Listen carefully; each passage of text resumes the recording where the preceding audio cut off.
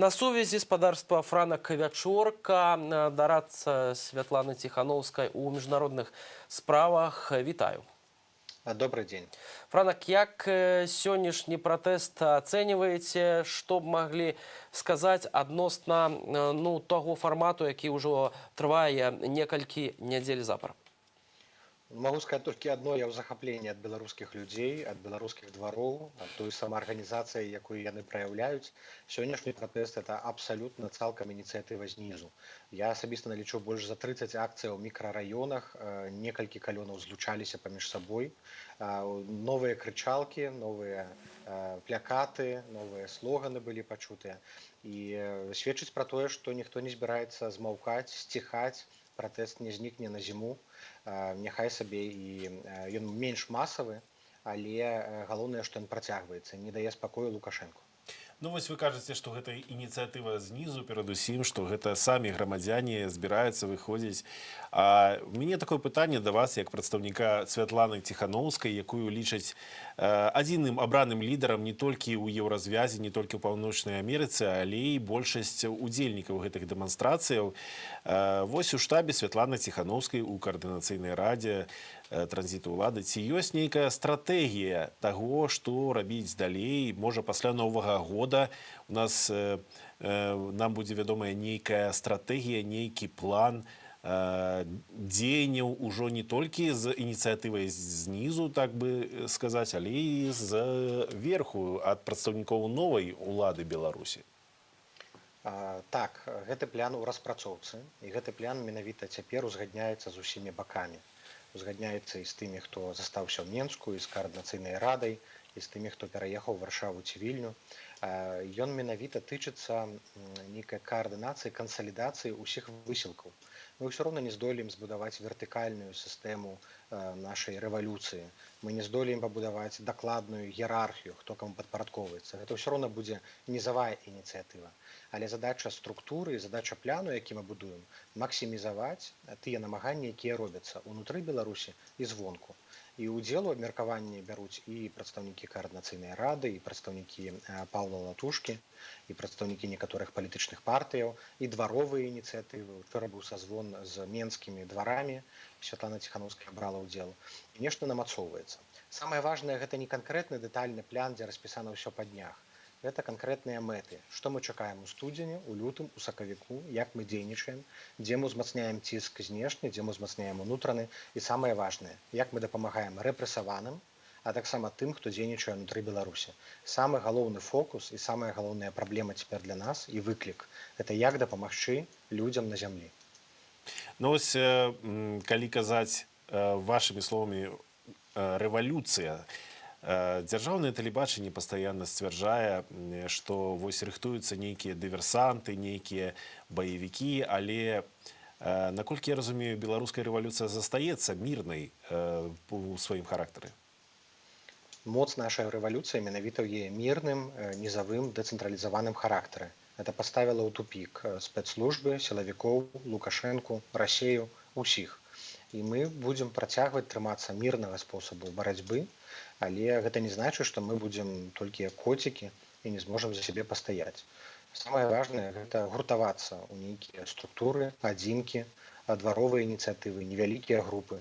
Вельмі важна на масавыя акцыі, якія адновяцца ў найбліжэйшым часе, арганізаваць дружыну, якая будзе папераджаць пра прыезд АМОНу, сілавікоў, нейкім чынам ахоўваць і не даваць гэтую калёну разарваць. Мы павінны зрабіць высновы з таго, што было зроблена ўвосень правільна і неправільна, і максімальна ўзмацніць наш рух, нашу дзейнасць і асабліва вулічны пратэст. І самае важнае – скарыстацца тым патэнцыялам, які быў збудаваны ў рэгіёнах, бо ўпершыню рэгіёны на такім высокім узроўні удзельнічалі ў пратэстах, і тым патэнцыялам двароў. Таму што я нізка пакланяюся кожнай ініцыятыве, кожнаму двароваму чаціку. Менавіта яны – аснова, апора вось гэтага паўстання. Франак, такое пытанне вось апошнім часам усе падкрэсліваюць, што пратэсны рух ён дэцэнтралізаваны, пра што вот акурат зараз і казалі. Аднак не стае лідараў, бо шмат апазіцыйных лідараў знаходзяцца за кратамі, Святлана Ціханаўская знаходзіцца за мяжой. І вось метадолог, філосаф Уладзімір Мацкевіч ужо некалькі тыдняў запар праводзіць такую ідэю пра тое, што мусіць быць план вяртання Святланы Ціханаўскай у Беларусь, у тым ліку ўсіх чальцоў Коордынацыйнай рады. Мы, аднак, ведаем, што не так даўно былі заведзеныя новыя крымінальныя справы. Ці вы бачыце нейкі план вяртання чальцоў Коордынацыйнай рады ў Беларусь? І ці ўвогуле гэта магчыма, пакуль Лукашенко знаходзіцца пры ўладзе? Святлана Ціханаўская і Коордынацыйная рада, і Павел Латушка вернуцца на перамовы. Перамовы без іх удзелу – гэта не перамовы, гэта сімуляцыя, гэта фікцыя. Таму вельмі важна дабіцца саступак і дабіцца сапраўды дыялогу. Будзе там Лукашенко за сталом, будуць іншыя прадстаўнікі рэжыму, будзе гэта пад эгідай АБСЕ ці кагосьці іншае, гэта пытанне другаснае. Але вяртанне павінна быць на пачатак перамоваў. І ніхто не мае права крануць іх пальцам. Таму перадумовай да пачатку дыялогу павінна быць вызваленне палітвязняў, само сабой, і бяспечнае вяртанне ўсіх лідараў, якія былі гвалтам вывезеныя альбо выгнаныя з краіны. То бок вы кажаце, што мусяць быць нейкія гарантыі бяспекі. Абсалютна. Як гэта можа выглядаць? Можа быць шмат формаў. Тут можа быць гарантыі бяспекі з удзелам міжнародных арганізацый, калі, напрыклад, міжнародная місія ці АБСЕ ці ААН удзельнічаюць і суправаджаюць тых, хто павяртаецца з Варшавы ці Вільні ці Кіева. Гэта могуць быць гарантыі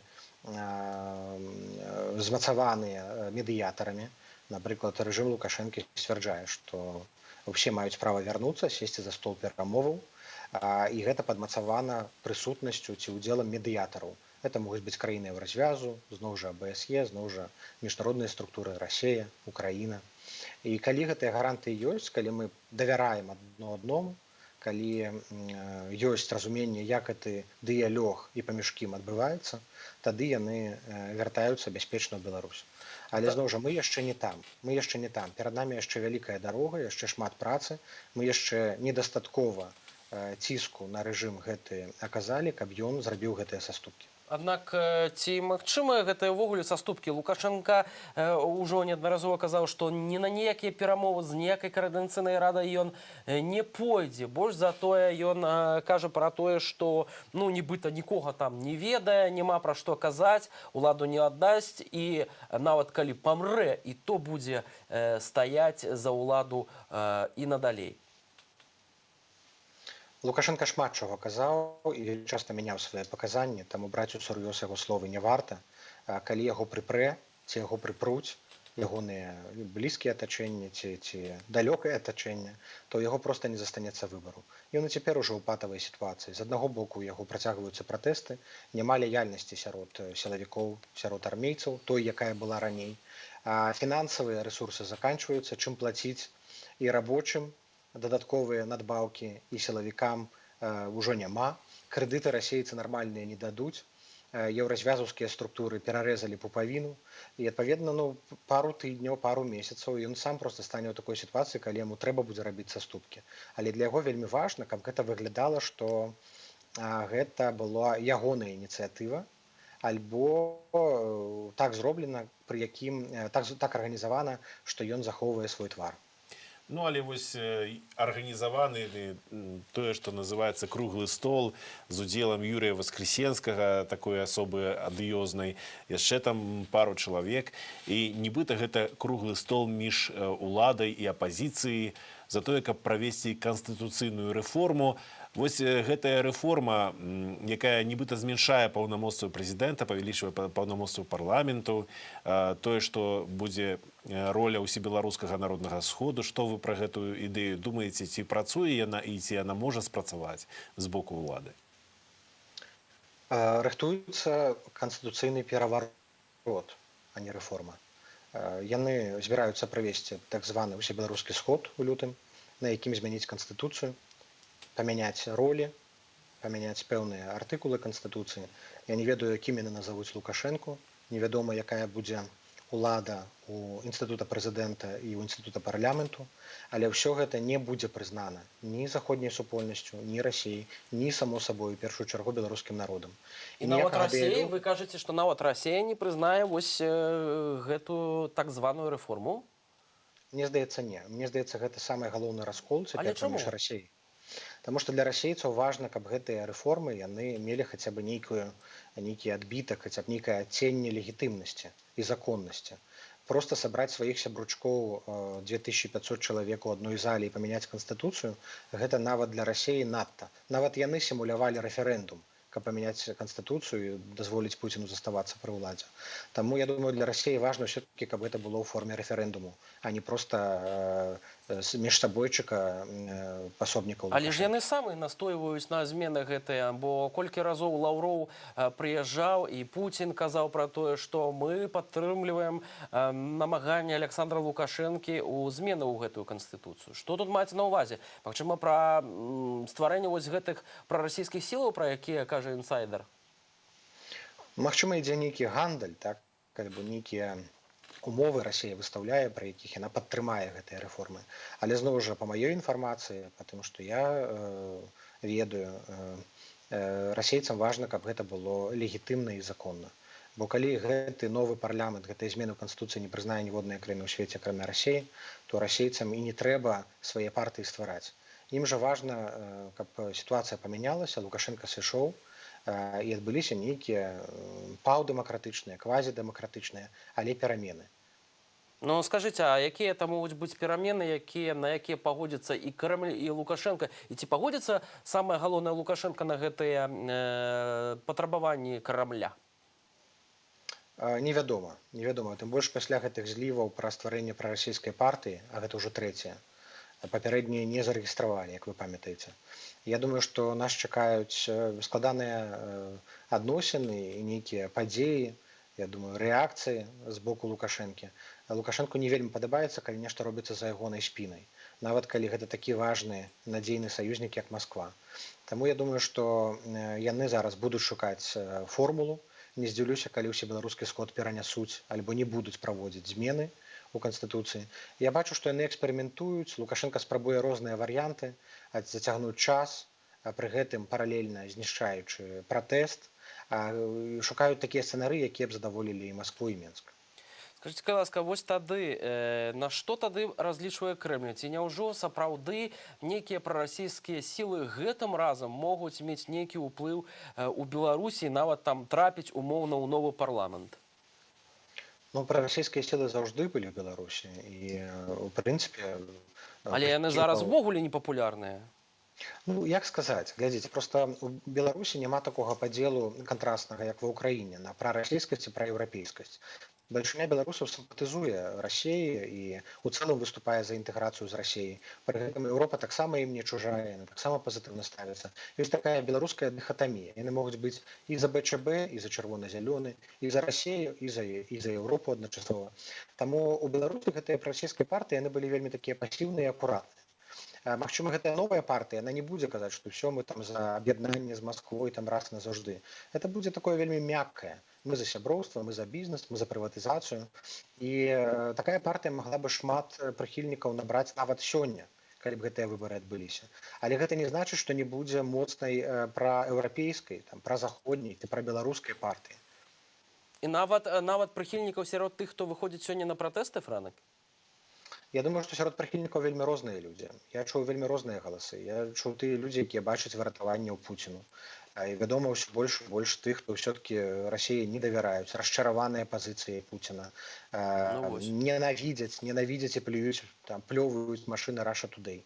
Безумоўна, гэтая прапорцыя мяняецца, але не трэба выключаць і спісваць той факт, што пратэсты, масавыя акцыі, яны аб'ядналі людзей незалежна ад іх геапалітычных поглядаў. І цяпер гаварыць, што наш пратэст павінен быць толькі праеўрапейскі ці толькі прарасійскі, таксама шкодна, бо гэта расколе наш рух.